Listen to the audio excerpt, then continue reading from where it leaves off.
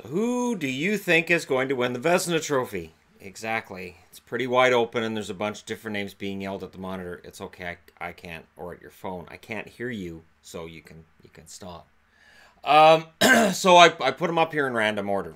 Random order, grabbed logos. I said, all right, these logos belong to goalies that we've talked about, or we could talk about, and whether or not they get Vezina consideration. And at the top is Darcy Kemper. He's got 24 wins, a .921 save percentage. He's played 46 games. The number of games played matters.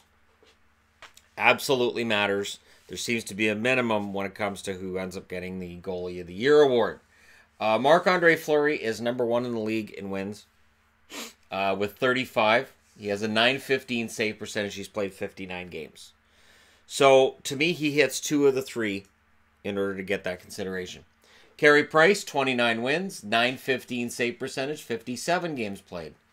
Less wins, people will say, well, he plays in Montreal, not in Vegas, and we get into that conversation. They've played almost the same amount of games. Ben Bishop, which is the reason why I'm doing this now, because all of a sudden now Bishop's come up as part of it, Kemper's part of it. Here's the problem with Bishop. 24 wins, .933 save percentage. Agreed, it's intimidating. But at only 41 games played, that will hurt him. And he's hurt again. So the fact that he gets injured a number of times during this season likely scuttles any hopes of him becoming a Vezina winner. The Islanders, we've talked about both of their goalies at times. I've got them both on the board because their stats are split. 21 games for Greiss, 21 wins for Greiss, 20 wins for Leonard. 39 games played for Greiss, 38 games played for Leonard, .928 save percentage for Greiss, .927 for Leonard. That rules them out completely. You can't give it to Leonard, you can't give it to Greiss because both of them are playing equally well. I know, it's not fair, is it? On the Boston side of things, every now and then I'll see Tuukka Rask should get consideration. He won't. 24 wins, 40 games, .916 save percentage, but Jaro Halak, 19 wins, 36 games played, and a .925 save percentage. So people who are voting are going to look and say, well, Rask's numbers are decent, but Halak has split starts with him, and Halak has a better save percentage. They're not going to vote for Halak, so Boston's out. Vasilevsky, and this is the favorite by a lot of people, myself included, 34 wins, which is tied for second in the league, .929 save percentage, and 46 games played. He hits every single number. Every single number. Anderson, 34 wins, .918 save percentage, 53 games played. And I understand that there are going to be people saying, oh, Freddie doesn't deserve it. But Freddie has at points this year. He's been excellent. And it's going to be interesting to see in the playoffs what happens with him. Now, honorable mentions, Hudobin and his .925 save percentage, which will hurt Bishop.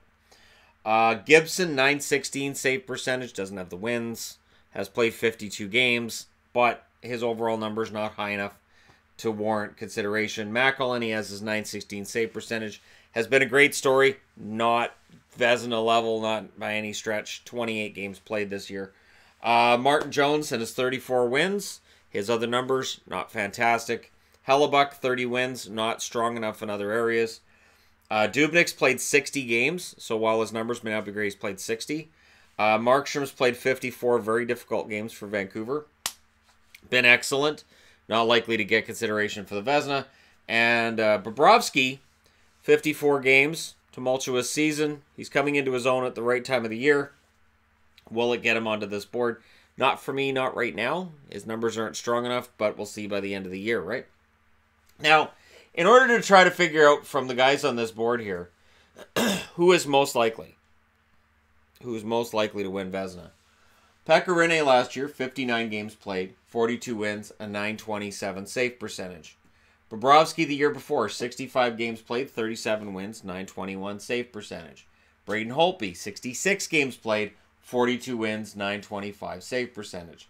Carey Price, 66 games played, 44 wins, .933 save percentage. Tuukka Rask, 58 games played, 36 wins, .930 save percentage. So you can see the one column that seems to make a big difference is save percentage. .927, .921, .925, .933, .930, .932, .930, .920, 929, 933.